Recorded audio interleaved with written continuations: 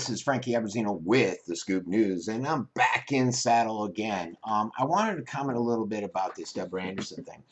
I've known Deborah for the last year or two. I've communicated with her. I've liked her stance on a lot of issues. I didn't like how the clique, if you will, on the city council, the clique being Gates, Hollick, Daniels, and uh, basically those three primarily ganged up against her. And a lot of times if you watch these council meetings like I do, it's just ridiculous how they go at each other. And it was funny because in November, October, when I was running, they were like, oh, we're a family, we're harmony.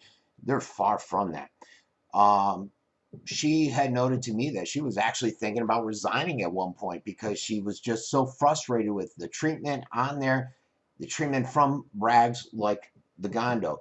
And that's another thing that she said in here is just a vendetta that they did against her with a lot of their fictional writing about her, as they did with me. And it's a shame that, look, I'm a media guy and I have biases. I wear them on my sleeve. I tell everybody about it.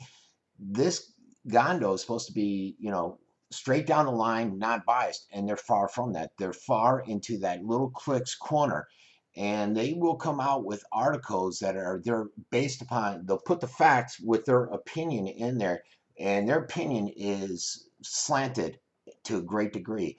Why they're still around is beyond me. I mean, you look at their articles today, and there's nothing. Their news is 3 to 4 days old, like someone told me the other day. I feel sorry for these people that are advertising with them because I won't even go with a lot of them because they are advertising with this failing paper, this failing institution.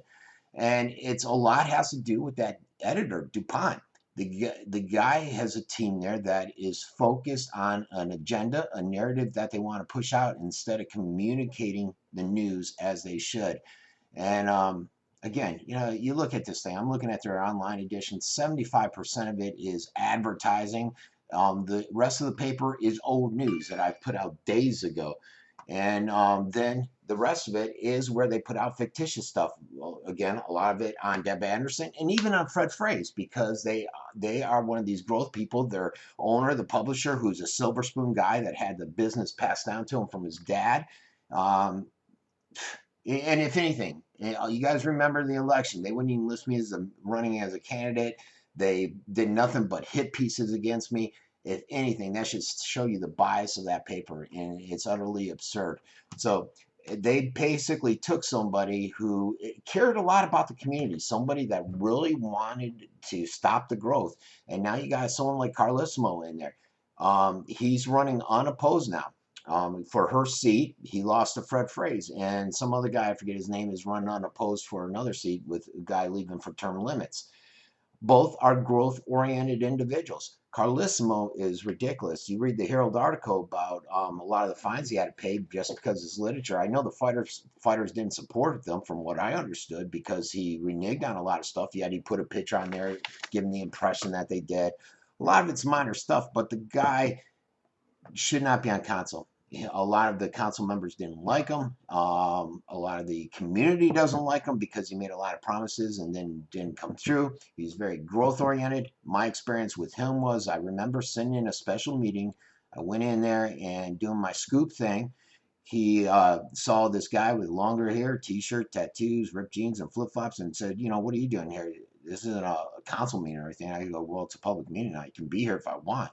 That was my first communication with this buffoon.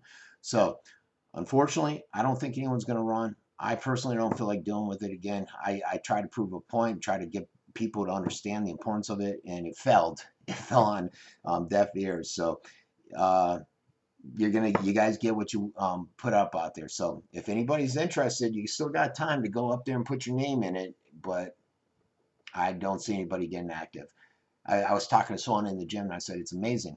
I could put something out that's going to impact people where it might raise their taxes $500 over a year. You get very little response. You put out about a missing dog and you'll get 30,000 shares.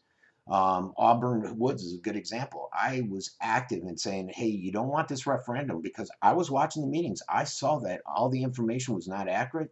There was a lot of missing information. I couldn't get where the property was going. The city wouldn't communicate it to me. All that stuff, but people still didn't listen. and they voted for it. And one of the guys over at Auburn Wood said, you know, I voted for this, but I didn't know where the property was going. Do your homework, folks. You know, the city will say, oh, we said it was a 10-acre out there. Oh, we put it in the back of the gondo so you would know about stuff, knowing that people aren't going there, but it gets them, it buys them an excuse to say, we made it public. We put it here. But they make it very difficult to find this stuff. Even myself, I'm well informed on a lot of this stuff out here. I have a hard time finding that information. Politics as usual, unfortunately. So there you have it. Best of luck to Deb Anderson. I know she's been wanting to get out of it just because the way it's been going, fighting that good old boy system that Hollick and all those guys have in there. And she gave up a good fight, and now we'll see what happens. This has been Francesco Abbruzzino with The Scoop News.